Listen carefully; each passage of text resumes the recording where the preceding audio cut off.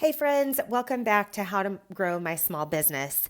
We are wrapping up 2025, and I wanted to be sure that you knew about my free workshop coming up on December 10th, 2025. So if you hear this in 2026, I will have another one scheduled.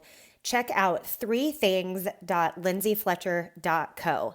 I have been an entrepreneur for decades at this point. I've had 5 or 6 started and stopped, if you will. You can call them failed businesses, because I had no idea what I was doing.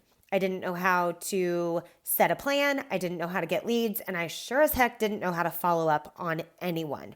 So I'm sharing 3 things that I wish I would have known in a live workshop on December 10th, 2025. Now, here's the kicker.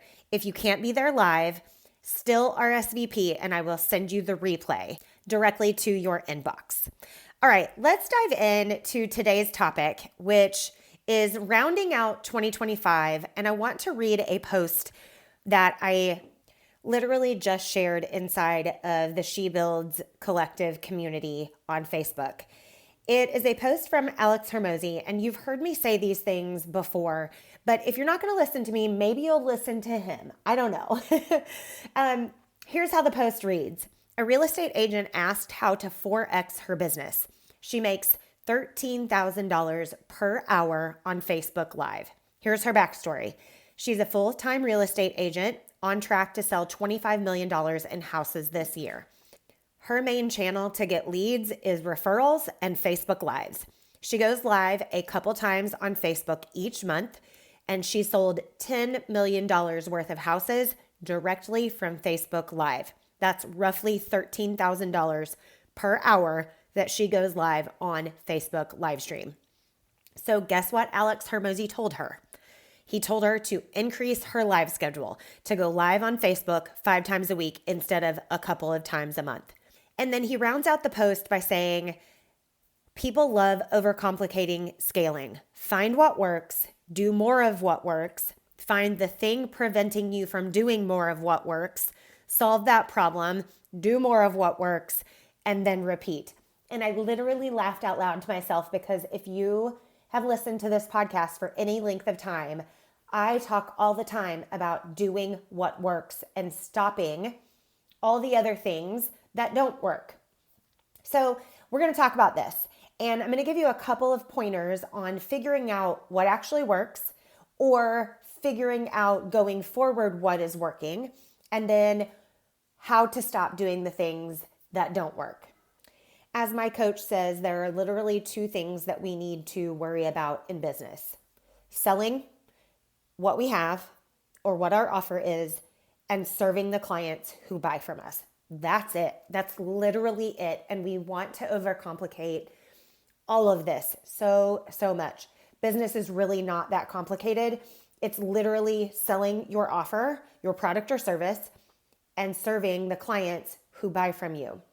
And then rinse and repeat. Selling what you've got, serving the clients who buy from you. Okay. So when we talk about doing what works, that means we have to track what is happening in our business. We have to track some things.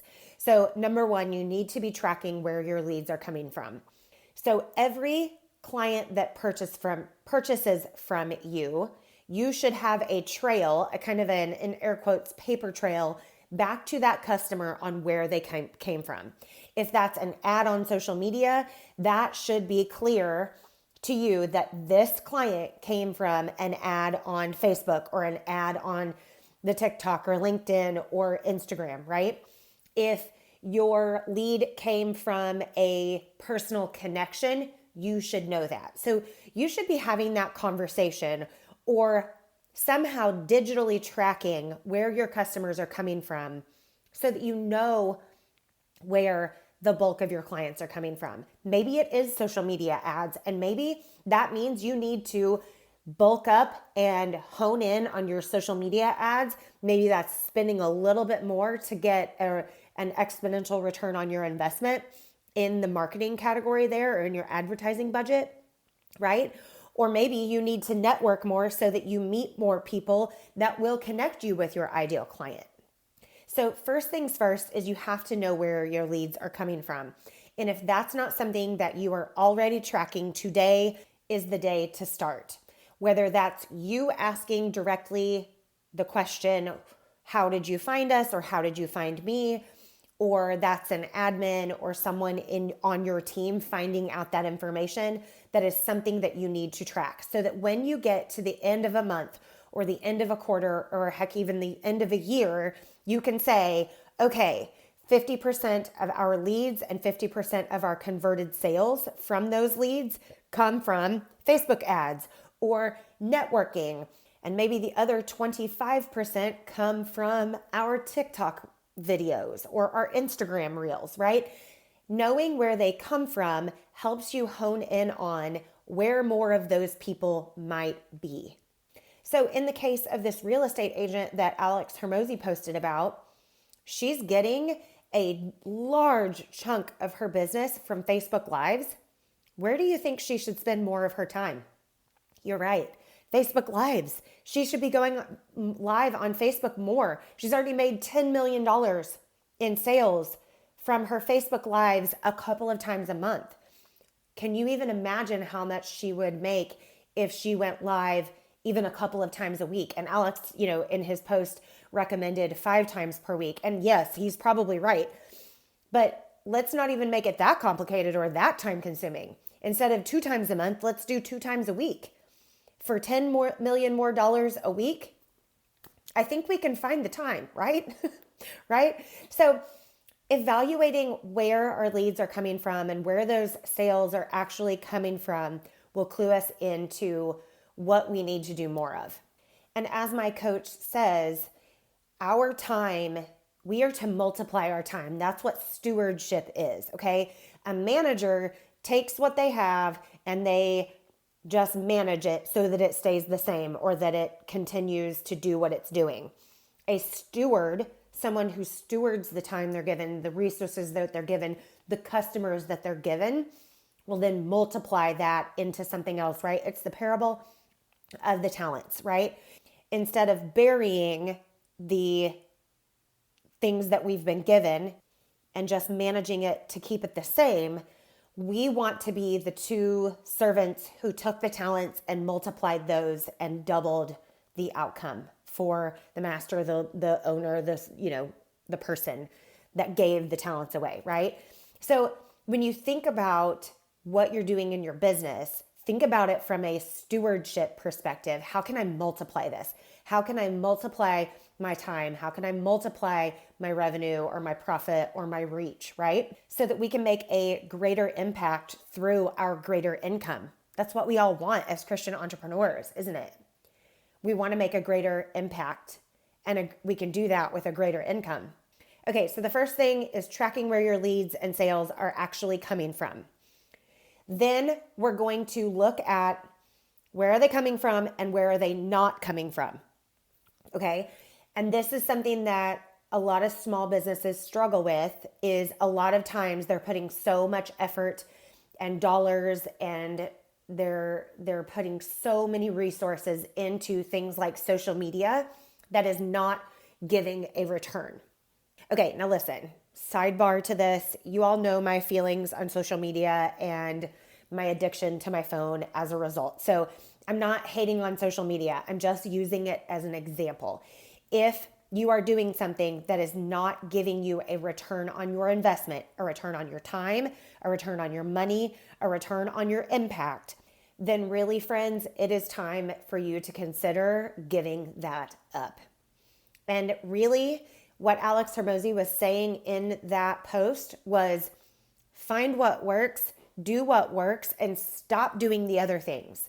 If this real estate agent, in this example, if she was doing a couple of Facebook Lives a month and she made $10 million in sales off of those 2 Facebook Lives a month, and she was networking her face off and getting nothing from it, or maybe she got a $200,000 sale off of it, which do you think she should do? $10 million in sales, or the activity that got her $200,000 in sales? And I don't know what that situation is for this particular real estate agent, But a smart business owner, you as a smart business owner would look at that and go, oh, she should do more Facebook Lives, right? So let's stop overcomplicating it and let's look at what's working, and then let's look at what's not working. And let's attempt to remove some of the excess, some of the fluff, some of the things that are not working in our businesses, and let's do more of what's working. One of my favorite podcasters, he teaches people how to grow their podcast audience and can monetize that, basically convert that into paying customers. One of the things he says often is do less but better. And it's the same type of concept here, right? Alex Hormozy is saying find what works and do more of that. My favorite podcast coach is saying do less but better. It's the same thing, okay? Let's do the things that work. So figuring out what works in your business starts with tracking where your leads and where your sales conversions came from, and then figuring out what works, what doesn't work. Let's do more of what works. So if that's Facebook Lives for your business, for example, great. If that is networking for your business, great. If that's collaborations, maybe you're a podcaster or a coach, maybe collaborating with other coaches who do similar but not the same thing could widen your reach, could really impact your revenue growth. Here's the moral of the story, friends. If you want 2026 to look like 2025 or maybe 2024, let's keep doing the things that we're doing, right? If you are happy with the results that you got in 2026, keep doing the same things. If you are ready to grow, if you are ready to scale, if you are ready to stop spinning your life on a hamster wheel of doing things and not seeing results and doing the same things and not seeing results, by the way, that's the definition of insanity. And you can't see my hands, but they're going around and around like a hamster wheel.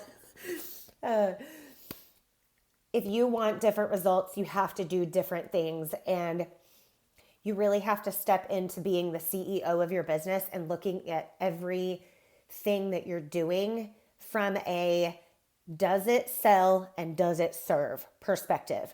If you can lump it into one of those two categories, then keep doing them. If it does not, consider removing it. And I'm serious, that's going to be really hard for a lot of you. It's really hard to get caught up in the social media hamster wheel or the this, that, and the other type of hamster wheel. If something's working, do more. If something's not working, either figure out what's broken in it or really consider removing it. Because if you can remove that one thing that isn't working and replace that time that you would spend with the one thing that isn't working and spend that in the area that is, maybe it's time, maybe it's money, maybe it's another type of resource. If you can spend that in the area that does work, it will exponentially pay off. Okay, listen, I'm on a soapbox here, so I'm going to step off for the week.